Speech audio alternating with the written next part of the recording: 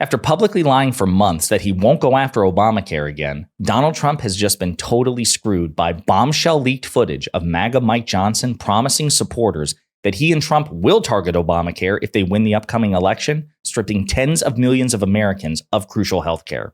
But before we unpack all that, if you end up liking this video and you want to support the channel, please be sure to hit the like, subscribe, and alert bells before you go. All right, friends, this is simultaneously stunning and also the most predictable thing in the world. Stunning in that the lack of discipline at the 11th hour from Mike Johnson is what sandbagged Trump rather than Trump's own stupidity and incoherence, but predictable in the sense that everybody knew that Donald Trump, if given the opportunity again, would try to go after Obamacare for a multitude of reasons. Number one, he's a sociopath who doesn't care about the well-being of his fellow Americans. Number two, he hates Barack Obama with a passion, perhaps more than any public official, certainly more than President Biden and Vice President Harris. And number three, Obamacare is Obama's flagship piece of legislation. So if he goes after this, he seriously hurts and undermines President Obama's legacy. And here we have confirmation from none other than MAGA Mike Johnson about what he and Trump will do if they become Speaker of the House and President of the United States again after the election. Obamacare, I think we have this exchange. Let's play it. Healthcare reform is going to be a big part of the agenda. When I say we're going to have a very aggressive first 100 days agenda, we got a lot of things still on the table. No Obamacare?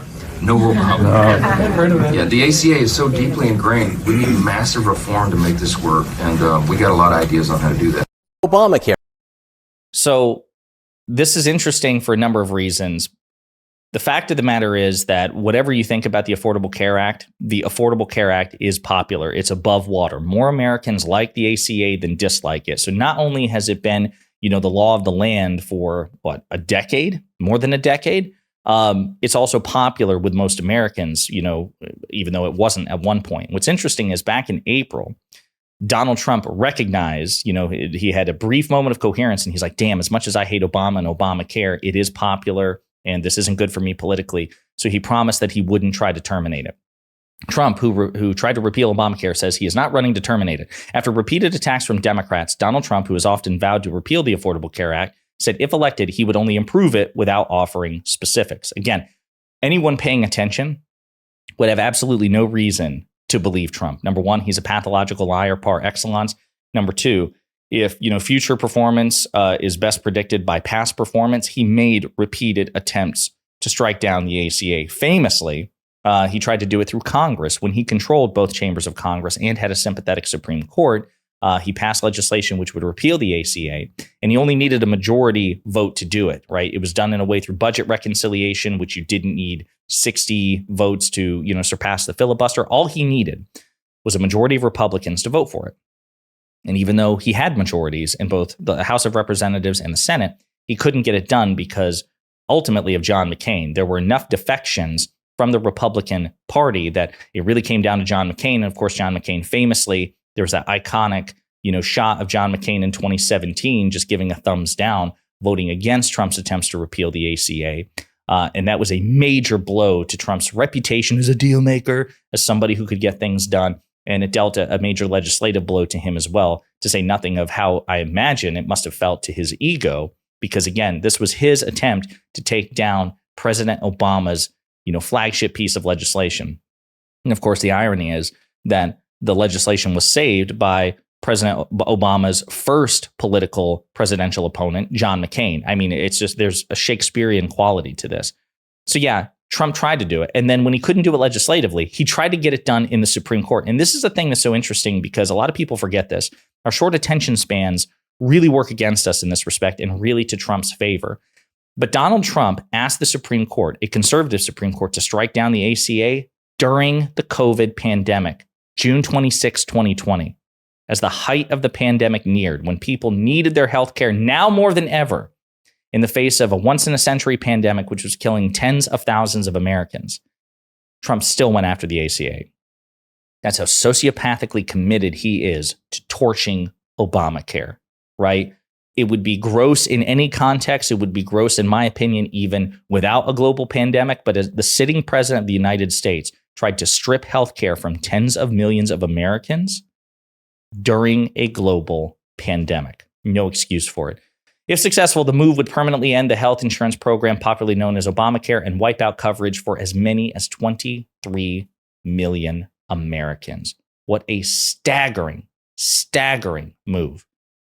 Again, something to note, more than 45 million people are currently enrolled in the Affordable Care Act related coverage, according to a recent report from the Department of Health and Human Services. A record number of people, more than 20 million, have signed up for plans on the Act's marketplaces this year in 2024, according to the Biden administration. And there's data, again, which shows that it's more popular than ever. And yet, MAGA Mike Johnson says that if he remains Speaker of the House, meaning if the Republicans maintain their majority control of the House of Representatives and Donald Trump becomes president again, that this is part of their aggressive 100-day agenda, which no doubt is suffused with Agenda 47 and Project 2025 instruments, right? They want to radically reshape the federal government in Trump's image and strip crucial protections, particularly related to health care and abortion and reproductive rights, away from Americans. This is Mike Johnson, who, whatever we want to say about Mike Johnson, not stupid, which is why I'm surprised that he permitted himself to say these words out loud on camera days before the 2024 election when things are perilously close. There's a reason why even Trump back in April tried to walk back and lie about his ambitions to repeal Obamacare. He knows this is a losing issue for him. What a staggeringly stupid move from Mike Johnson, while simultaneously being very predictable for Donald Trump. Because again, anyone who believed that Trump would just suddenly reverse course, you don't know Donald Trump and you haven't been paying attention. The Harris campaign released a statement about this. Mike Johnson promises, quote, no Obamacare, end quote, if Trump wins in November.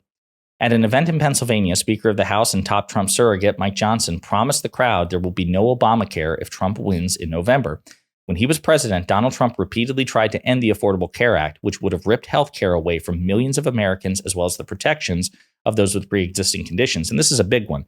You know, Mike Johnson, during the conversation, appealed to the notion of the free market. The free market will protect Americans. The free market wasn't protecting Americans. That's why the ACA was passed. That's why the ACA is, again, for all its issues. I mean, progressives, liberals, conservatives, they all have their valid complaints of the ACA. It's not perfect, but it's certainly an improvement over what was there before, because a substantial portion of Americans, 45 million Americans at least, are covered by the ACA. They have health insurance because of the ACA when otherwise they wouldn't. And one of the biggest components of the ACA was forbidding insurance companies to deny people health care based on pre-existing conditions. Think about the number of Americans afflicted with pre-existing conditions and the myriad, the incalculable number of quote unquote pre-existing conditions that exist.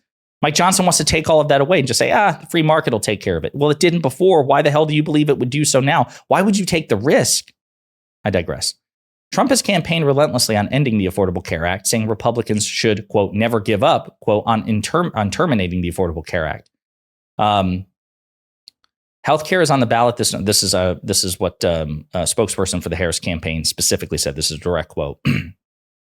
Healthcare is on the ballot this November. Speaker Mike Johnson is making it clear if Donald Trump wins, he and his Project 2025 allies in Congress will make sure there is no Obamacare. That means higher healthcare costs for millions of families and ripping away protections from Americans with pre-existing conditions like diabetes, asthma, and cancer. Voters see Trump's concepts of a plan for what they are: ending the Affordable Care Act, jacking up prices, and leaving millions of Americans without the care they need.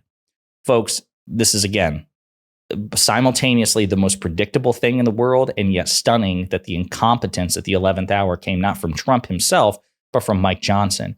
But this is something that we need to be talking about, because this election is a coin flip. I have to emphasize this. If we do our part, if we turn out and vote, we win.